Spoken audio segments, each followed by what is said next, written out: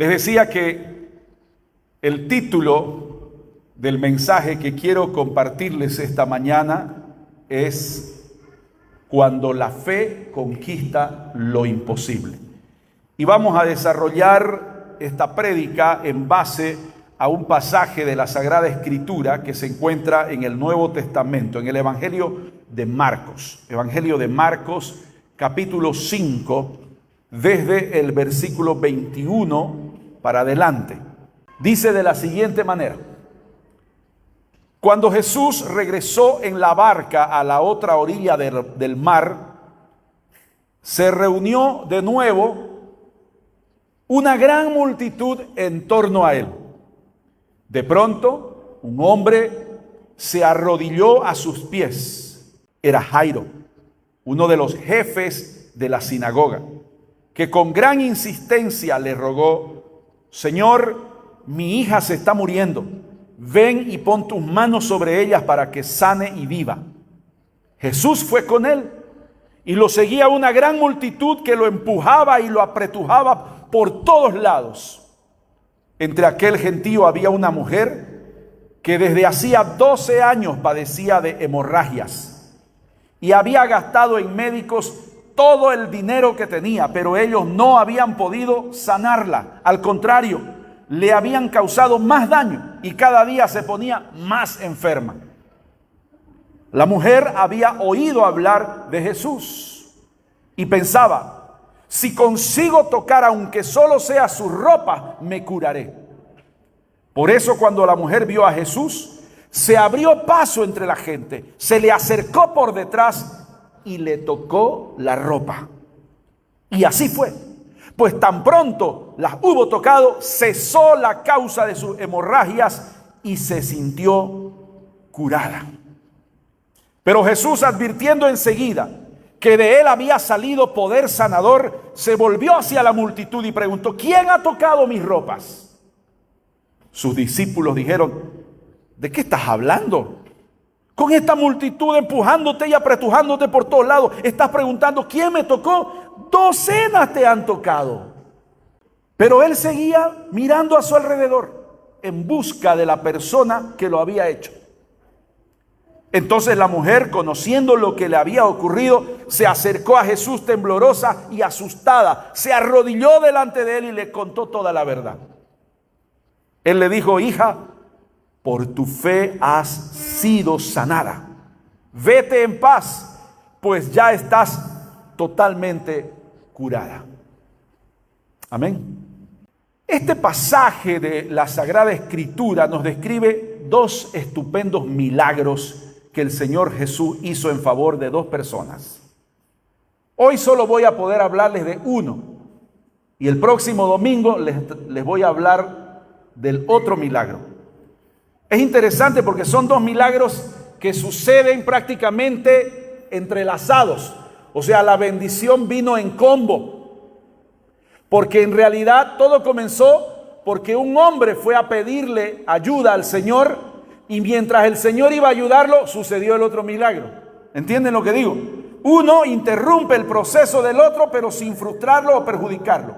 El primero representa a aquellos que osadamente utilizan la fe para obtener una bendición que necesitan. Y el segundo representa a aquellos que con humildad corren al Señor pidiéndole que tenga compasión de ellos y les conceda su ayuda, su bendición. Uno de ellos ilustra el poder de Cristo sobre la enfermedad y el otro milagro, su poder sobre la muerte. Así que analicemos parte por parte este relato. Y vamos a comenzar con el primer versículo que leímos. Dice: cuando Jesús regresó en la barca a la otra orilla del mar, se reunió de nuevo una gran multitud en torno a él. Escuchen. Aquí está hablando del mar de Galilea, que era un lago grandísimo que había, por eso se llamaba mar. Le llamaban mar, pero era el lago de Genesaret, o conocido como el lago de Galilea. Y Jesús había cruzado a la otra orilla, a la otra banda, y él está regresando, ¿no?, del lado oriental, vamos a ponerlo así, digamos, ¿no?, para ubicarnos.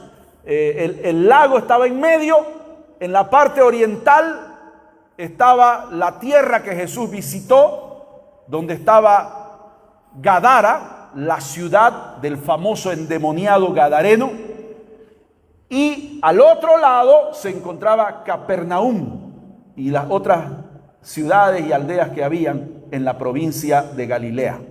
Entonces Jesús había cruzado a la parte oriental. Y ahí vamos a ver, tuvo todo el incidente con el endemoniado gadareno.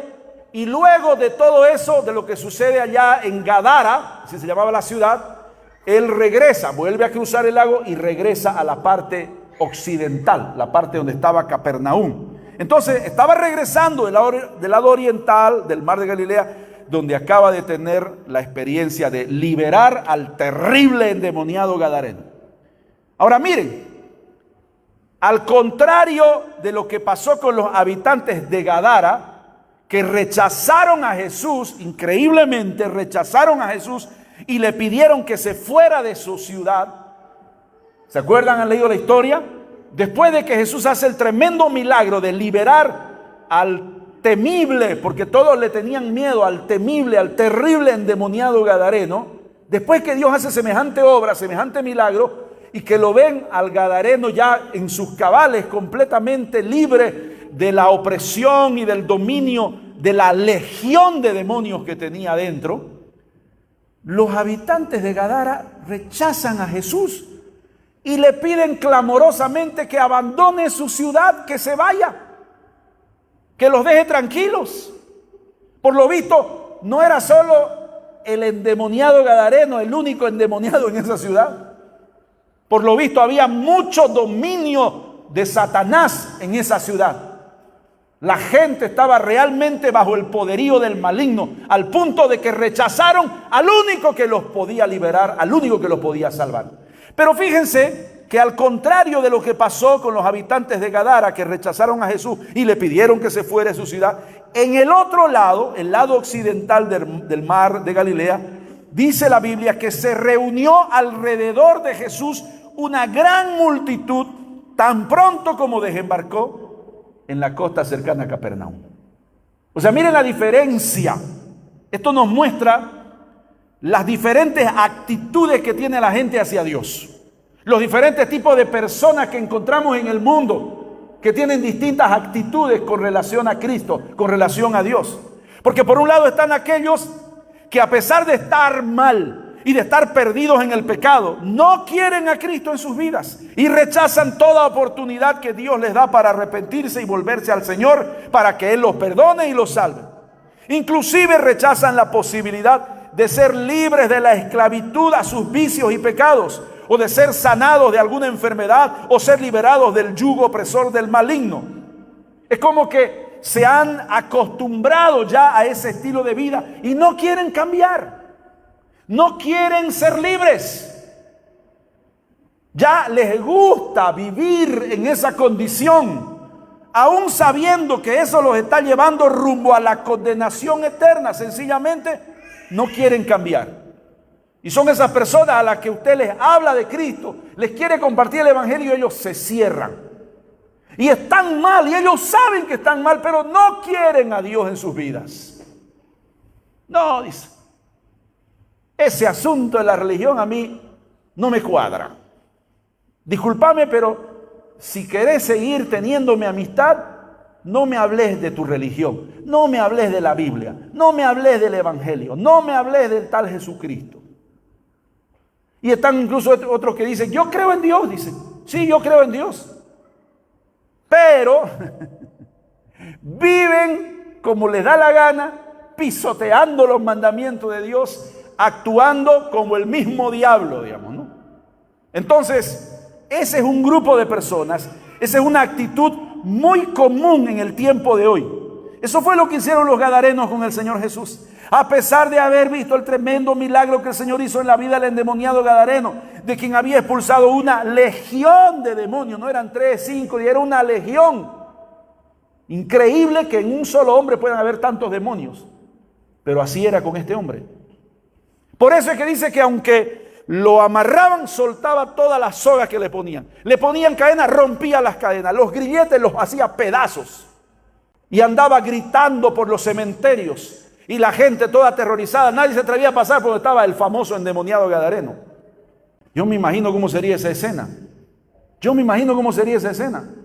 Dice que entre muchos lo querían agarrar y él tenía tal fuerza, una fuerza sobrenatural, que a todos los vencía. Para que haga pedazos los grilletes y las cadenas, era porque realmente tenía una fuerza sobrenatural. ¿Cómo no? Si tenía una legión de demonios que lo tenían dominado y que lo atormentaban, dice, día y noche, a tal punto que dice que los demonios hacían que él agarraba y con piedras empezaba a cortarse el cuerpo, a hacerse sangrar por todos lados, se sajaba por todas partes. Claro, los demonios no quieren el bienestar de las personas. Si el demonio entra y domina a una persona, es para dañarla, es para destruirla o para dañar a otros a través de él. No es para hacerle bien. Y sin embargo, a pesar de haber visto que el Señor Jesús lo liberó completamente y lo dejó completamente en su cabal juicio y completamente curado de todo ese mal, sus coterráneos no quisieron a Jesús en sus vidas. Hay gente que ni viendo los milagros quiere creer. Así que dice, si yo viera, entonces creería. Mentira. Al que no le da la gana creer, aunque vea milagros, no va a creer, porque es un asunto de la voluntad de la misma persona. Es una decisión que él ha tomado de rechazar a Dios en su vida. Y claro, el diablo le ayuda. Pero es él el que ha tomado la determinación. Y así como él ha tomado la decisión de sacar a Dios de su vida, de rechazar a Cristo, entonces para que él sea salvo tiene que tomar la decisión también él de manera voluntaria de arrepentirse y de volverse a Dios. Pero no lo hacen porque no quieren cambiar. Están acomodados ya a esa situación. Saben que son esclavos de los vicios. Saben que de repente son esclavos del alcohol, de la drogadicción. No, dice, yo no necesito hacerme evangelista. Yo no necesito hacerme cristiano. Yo no necesito ir a la iglesia porque yo en el momento que yo quiero, yo dejo de hacer esto. Mentira. Lo ha intentado muchas veces y no puede porque es un esclavo del pecado. La Biblia dice eso, Jesucristo lo dijo. El que practica el pecado, esclavo es del pecado. Y el único que puede liberar al esclavo del pecado es Jesucristo. Por eso dijo, si el Hijo los libertare, entonces serán verdaderamente libres. Pero no quieren al Hijo, no quieren a Cristo en su vida. Pero también están aquellos que reconocen su necesidad de Dios y que aprovechan las oportunidades que Él les da para acercarse a Él y recibir de Él su bendición. Gracias a Dios que hay eso, aunque son pocos. Lamentablemente son los menos, porque la gran mayoría está en el otro grupo, en el de los gadarenos que no quisieron a Cristo.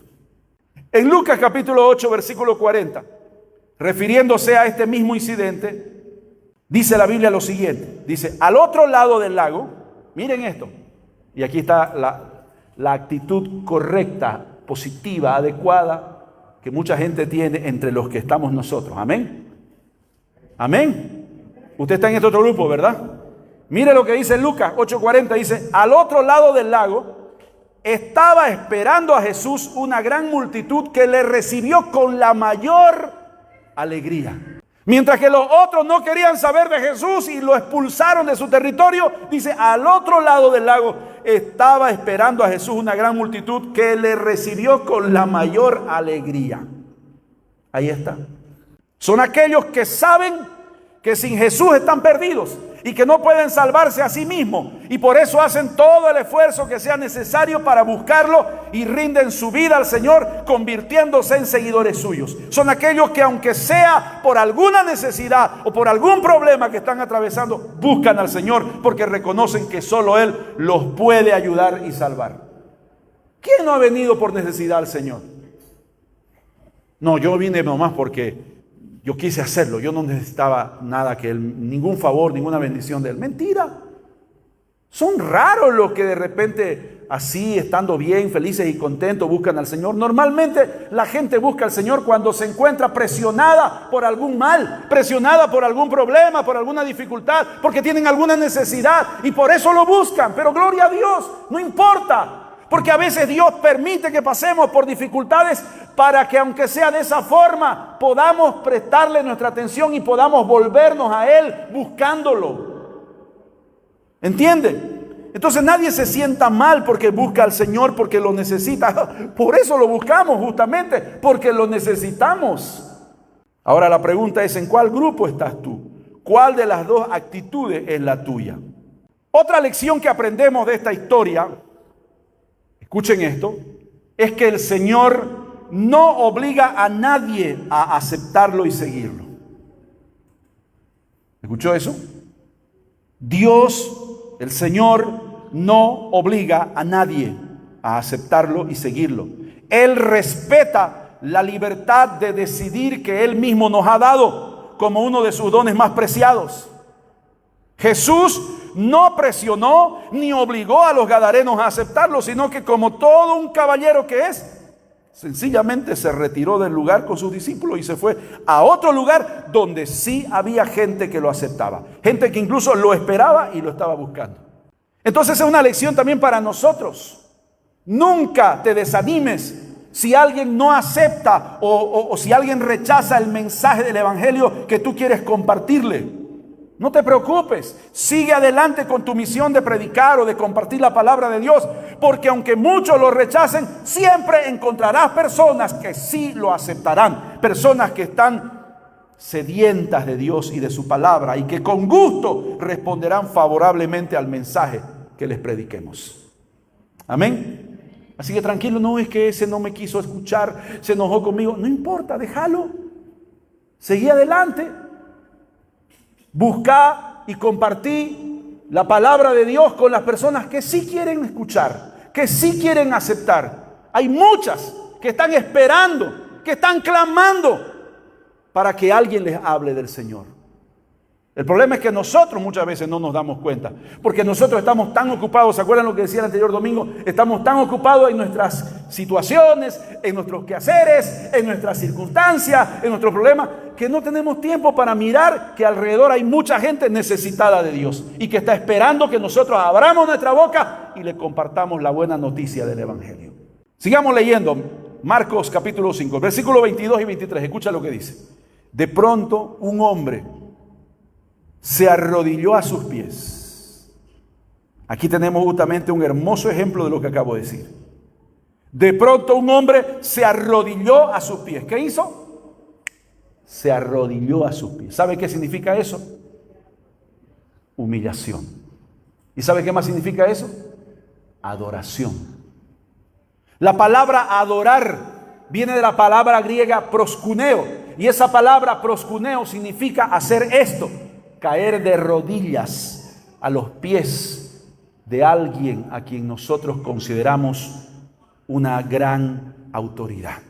Entonces podemos decir aquí que de pronto este hombre vino y adoró al Señor, se arrodilló a sus pies, porque el arrodillarse es señal de que yo le estoy rindiendo pleitesía, de que yo estoy reconociendo su grandeza, estoy reconociendo su autoridad, estoy reconociendo su poderío, estoy reconociendo que Él es mayor que yo y que por lo tanto yo le debo mi entrega, le debo mi rendición. Eso es adorar, es que tú te rindas delante de Dios para agradarle, para servirle, para hacer su voluntad, para decirle: Señor, aquí está mi vida, me postro ante ti y me rindo para hacer lo que tú quieres que haga.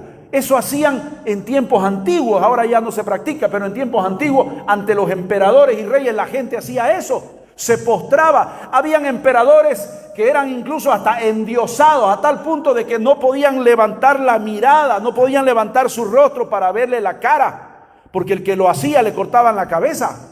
Sonaba la trompeta indicando que venía el emperador y todos tenían que tirarse al piso.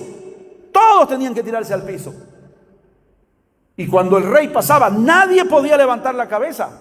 Imagínense si a los hombres hacían eso, si con hombres, seres humanos mortales y falibles como nosotros hacían eso, ¿cuánto más deberíamos hacerlo con Dios? Pero ahora hay una actitud de altivez, de soberbia, ¿no? ¡Qué Dios ni que ocho cuarta! ¡Qué Señor ni que ocho cuarta! Se ha perdido la reverencia hasta de los cristianos en la iglesia, que vienen a los cultos y en vez de estar adorando a Dios, están con el celular ahí chateando, mirando el Facebook, mirando el WhatsApp, respondiendo los mensajecitos, mirando la foto. ¿Cómo es eso? Qué falta de respeto, qué falta de reverencia, qué falta de reconocimiento a la grandeza y el señorío de nuestro Dios. Este hombre dice, se arrodilló a sus pies. Y miren, no era cualquier persona, no era ningún vendeambaiba como decimos nosotros los cambas. Era Jairo, jefe de la sinagoga. Sí, Señor. Dice, era Jairo uno de los jefes de la sinagoga. Otra versión dice, el jefe de la sinagoga. Y la sinagoga de Capernaum era una de las sinagogas más importantes de ese tiempo. Por lo tanto, si él era el jefe de esa importante sinagoga, entonces él era un personaje importante. Dice que con gran insistencia le rogó. No vino altivo, soberbio. ¿Sabes con quién estás tratando, no? ¿Sabes quién soy yo, no? Nada. Se tiró al piso, de rodillas, a los pies del Señor.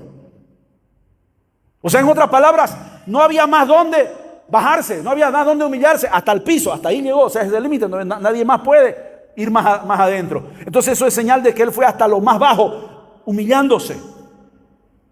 Hermanos queridos, ¿cuánta falta hace eso hoy en día?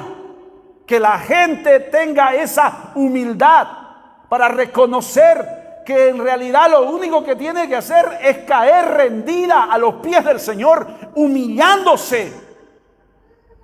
Hoy hasta nos cuesta arrodillarnos. Ay, no, es que me duele la rodilla.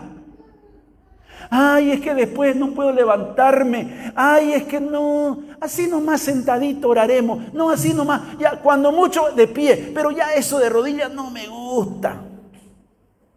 ¿Y cómo vas a mostrar tu humillación? El problema no son tus rodillas, ni tus huesos, ni tus músculos. El problema es tu falta de humildad. El problema es tu orgullo, el problema es tu soberbia. Porque si fueras humilde, te tiraras al piso sin ningún problema. Dice, le rogó. No vino a decirle, a darle orden, ¿no? Y decirle, mira, Señor, necesito que me acompañes. Así que anda listando tus pizzas, vamos. No. Dice, con gran insistencia, otra versión dice, con gran fervor, le rogó, Señor, mi hija se está muriendo. Ven y pon tus manos sobre ella para que sane y viva. Por favor, te lo ruego, te lo pido. ¿Y desde dónde lo hizo? Desde el piso. Desde el piso. Aquí tenemos justamente un ejemplo de lo que dije. Jairo era uno de los jefes de la sinagoga de Capernaum. El jefe, fíjense quién era. El jefe era el responsable administrativo de la sinagoga. Era el presidente de la junta de ancianos y el responsable de la buena marcha de la sinagoga. Tenía a su cargo el orden de los cultos. No solía tomar parte en ellos él mismo, pero era responsable de la distribución de obligaciones y de ver que todo se lleve a cabo decentemente y con orden. ¿Entienden? El gobernador de la sinagoga entonces era uno de los hombres más importantes y más respetados de la comunidad. En su desesperación, Jairo olvidó sus prejuicios, olvidó su dignidad, su orgullo y lo que podrían decir el resto de sus amigos y parientes. No, cayó a los pies de Jesús. El que Jairo se inclinara ante Jesús fue un acto significativo de respeto y adoración al Señor Jesucristo. Incluso podemos decir que Jairo mostró una gran valentía cuando vino a Jesús. ¿Por qué? Porque muchos de los líderes religiosos ya en ese momento, en ese tiempo, estaban empeñados en destruir a Jesús. O sea, muchos de sus compañeros ya se habían puesto de acuerdo para dañar a Jesús, para quitarse a Jesús de encima, para atacarlo, para destruirlo. Y él valientemente no le importó el qué dirán, no le importó lo que iban a decir sus demás amigos y compañeros, no le importó incluso lo que iba a pasar después. Simplemente él hizo lo que tenía que hacer. Su amor por su hija moribunda lo obligó a obviar sus prejuicios e ir a Jesús. Miren, el Evangelio de Lucas nos da un poco más de luz acerca de la hija de Jairo. Lucas capítulo 8, versículos 41 y 42. Escuchen lo que dice. Dice, en ese momento llegó un hombre llamado Jairo, dirigente de la sinagoga. Aquí Lucas nos aclara que era el dirigente de la sinagoga. Dice, se arrodilló a los pies de Jesús y le rogó que fuera a su casa. Y escuchen el 42, Lucas 8:42. Porque su única hija, que tenía 12 años, se estaba muriendo. Estaba en las últimas, dice otra versión. ¿Qué era? Su única hija. ¿Y qué edad tenía? Apenas 12 años. ¿Y cómo estaba? En las últimas. Aquí tenemos todos los elementos de una tragedia. Sabemos que es trágico, siempre es trágico que un niño esté enfermo. Y peor si es hijo único, como en el caso de la hija de Jairo, que tenía 12 años y era su única hija. Póngase en los zapatos de Jairo. Póngase en los zapatos de Jairo y trate de imaginarse la situación que él estaba viviendo con su familia, teniendo a su única hija de 12 años muriéndose, agonizando prácticamente. ¿Cuánta sería la angustia de Jairo al ver que su única hija, su chiquitita, se estaba muriendo? El Evangelio de Marcos dice que cuando Jairo le rogó a Jesús que fuera con él, le dijo con gran insistencia: Señor, mi hijita se está muriendo.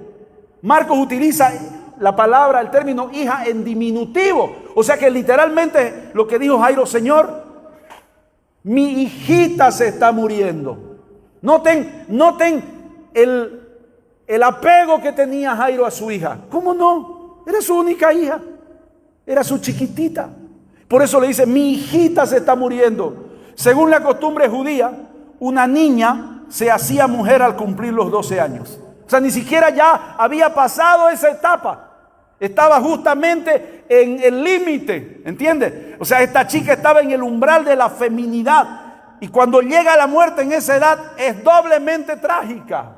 Porque se espera que una mujer viva su vida y tenga un futuro hermoso, maravilloso. Por eso es que nosotros hoy en día celebramos los famosos 15 años.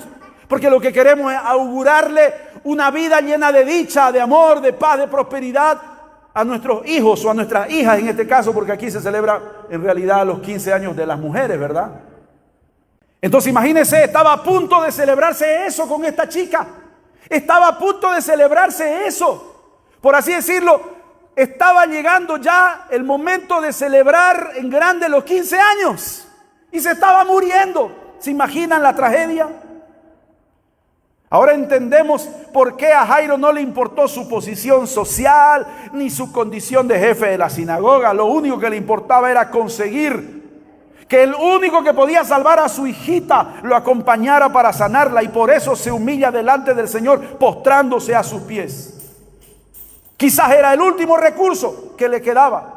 Y como Jairo, al igual que todos los habitantes de Capernaum, con seguridad había escuchado hablar de Jesús y de los milagros que hacía, entonces tenía la fe suficiente para pedirle al Señor que sanara a su hija y la librara de la muerte. Digo esto porque el texto bíblico dice que la muchachita estaba en las últimas, agonizando.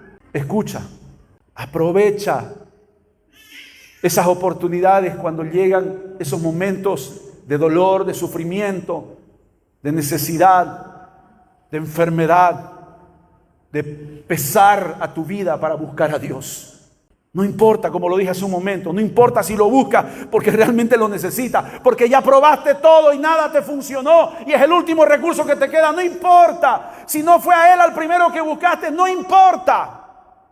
Lo que importa es que lo busques. Lo que importa es que reconozcas que solo Él te puede salvar, que solo Él te puede ayudar, que solo Él te puede librar de esa situación. Eso es lo que importa.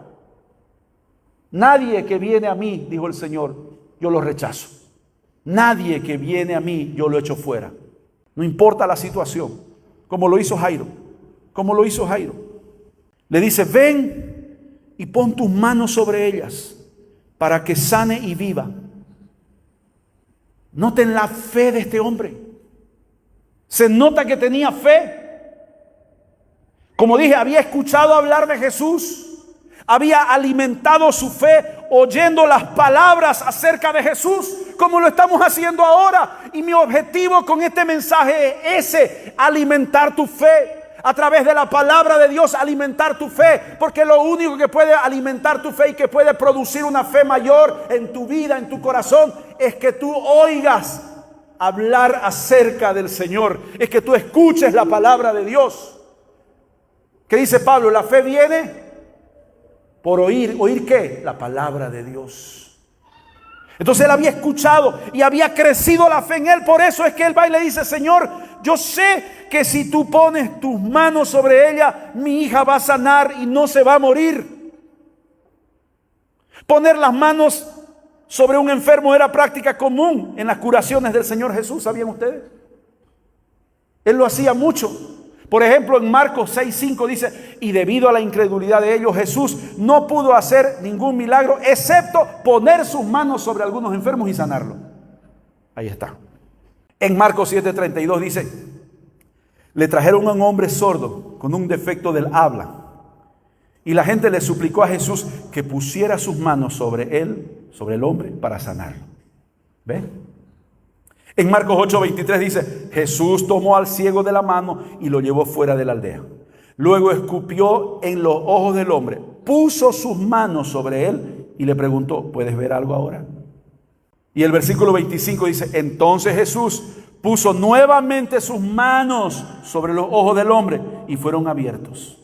Su vista fue totalmente restaurada y podía ver todo con claridad. Incluso es interesante, pero no dice que él oraba. Él dice que ponía las manos y lo sanaba. Es lo que dijo después él antes de irse al cielo. ¿Qué dijo? Vayan y prediquen el evangelio a toda criatura. ¿Y qué dijo? Y estas señales seguirán a los que creen. ¿Y qué dijo? En mi nombre echarán fuera demonios, hablarán nuevas lenguas, etcétera. Y al final dice: pondrán manos sobre los enfermos y sanarán. Ni siquiera dice orarán, pondrán manos, gritarán, zapatearán, saltarán, orarán una media hora y entonces sanarán. No, dice pondrán manos sobre los enfermos y sanarán. Porque la oración tenemos que hacerla en nuestro cuarto secreto, hermano. La oración la hacemos nosotros cada día personalmente con el Señor. Y entonces cuando estamos llenos del Espíritu de Dios, no necesitamos orar por la gente. Simplemente vamos, ponemos nuestras manos, reprendemos la enfermedad y la enfermedad tiene que irse. ¿Cuántos dicen amén? Sigamos con el relato de Marcos que estamos analizando. El versículo 24, Marcos 5:24 dice: Jesús fue con él. ¿Qué hizo Jesús? Fue con él. Qué maravilloso. Jesús fue con él. El Señor se compadece de Jairo y decide acompañarlo a su casa a pesar de la dificultad que le representaba hacer el recorrido por la gran multitud que lo seguía, empujándolo y apretujándolo por todos lados. Porque así dice, miren, Jesús fue con él y lo seguía una gran multitud que lo empujaba y lo apretujaba por todos lados. ¿Cómo sería esa escena? Porque ni siquiera era una multitud, era una gran multitud. ¿Se imagina la cantidad de gente y que todos ahí abalanzándose hacia Jesús, empujándolo, apretujándolo? ¿Sabe que Marcos utiliza una palabra interesante, ¿no? ¿Qué significa eso? Significa no solo empujar, sino empujar y apretar. Es como que lo estaban oprimiendo a Jesús. O sea, él estaba en medio y la multitud a su alrededor que venía y lo oprimía. Pero a pesar de eso, a pesar de la dificultad que le representaba hacer el recorrido por la gran multitud que lo seguía empujándolo y apretujándolo por todos lados, Jesús fue con Jairo porque se compadeció. Y aquí tenemos dos lecciones importantes que podemos aprender de esto. Dos lecciones importantes que quiero remarcar. La primera, el Señor siempre muestra su compasión a quienes se humillan delante de Él y lo buscan de todo corazón. ¿Escuchó eso? El Señor siempre muestra su compasión a quienes se humillan delante de Él y lo buscan de todo corazón, reconociendo que Él es el único Salvador. Cuando digo que Él es el Salvador, me refiero a que nos salva en todos los aspectos de nuestra vida, ya que no solo se interesa por nuestro bienestar espiritual, como muchos piensan, sino que Él se interesa por nuestro bienestar integral, incluyendo la salud física, emocional y aún la salud financiera. ¿Sabían ustedes eso? Porque hay gente que cree que a Jesucristo, al Señor, a Dios, solo le interesa lo espiritual. Y solo le interesa que nosotros vamos al cielo nada más porque allá vamos a disfrutar de sus bendiciones eternas. No. Miren lo que dice la Biblia en 3 de Juan capítulo 1 versículo 2. Dice: amado, deseo que prosperes en todo y tengas salud, así como prosperas espiritualmente. Esa es una bendición integral, completa, que abarca todas las áreas de nuestra vida. Entonces, cuando decimos que Jesús es el Salvador en todo. Es el Salvador en lo espiritual, es el Salvador en lo físico, en la salud, es el Salvador en lo económico, es el Salvador en lo matrimonial, es el Salvador en lo familiar con nuestros hijos, es el Salvador en todo. Por eso le llamamos Salvador, porque nos salva de todas y en todas. Amén. Y la segunda cosa, la segunda lección: no importa la dificultad que haya, no importa lo grave del problema y lo imposible que parezca de resolverse, el Señor está dispuesto a obrar de manera sobrenatural para bendecirnos en respuesta a nuestro clamor. Por eso es que yo le puse ese título al mensaje: cuando la fe conquista lo imposible. Porque con Dios es así, con el Señor es así. No importa cuán difícil sea, no importa cuán grave sea el problema, no importa que parezca imposible de resolverse, pero es que eso no se puede arreglar, no, pero es que eso no va a cambiar, no, pero es que eso es otra cosa, no es como siempre otros problemas, no, es que este problema usted no sabe, no interesa, no interesa, el Señor está dispuesto a obrar de manera sobrenatural, por eso es Dios, para bendecirnos en respuesta a nuestro clamor. ¿Y sabes qué es maravilloso? ¿Sabes qué es lo más maravilloso? Que en medio de la multitud, escucha esto, en medio de la multitud, Él tiene tiempo para atender nuestro clamor de manera particular y personal. Él tiene la capacidad de atender los asuntos del universo entero y al mismo tiempo atender mi necesidad particular. Qué maravilloso que es eso. Él tiene esa capacidad y ese amor por nosotros. Mientras Él controla el universo, también puede controlar tu situación. Por eso no hay que temer.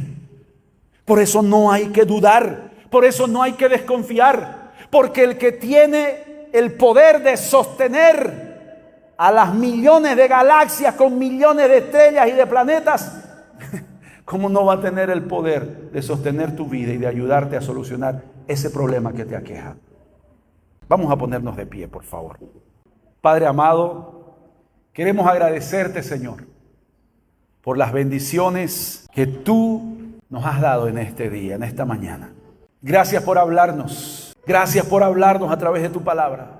Señor, que todo lo que hemos oído, que todo lo que hemos recibido de parte tuya a través de esta predicación se quede grabado, Señor, en nuestra mente y en nuestro corazón, para que lo pongamos en práctica, para que lo vivamos, para que sea parte, Señor, de nuestra vida cotidiana. Señor, no queremos ser oidores olvidadizos, no queremos ser de esos que se les entra por un oído y se les sale por el otro. Queremos ser de aquellos que escuchan y practican lo que escuchan. Ayúdanos, Señor. Bendícenos a todos. Bendice a los hermanos que están aquí reunidos en este lugar y bendice a las personas que han visto y escuchado y que van a ver y oír después este mensaje. Señor, conforme a tus planes y a tus propósitos, obra en nuestras vidas. Te entregamos el resto de este día y te alabamos y te bendecimos con todo nuestro corazón y pedimos tu bendición. Rogamos tu bendición para nosotros y para nuestras familias. Te lo pedimos todo en el nombre de Jesús, nuestro Señor y Salvador. Amén y amén.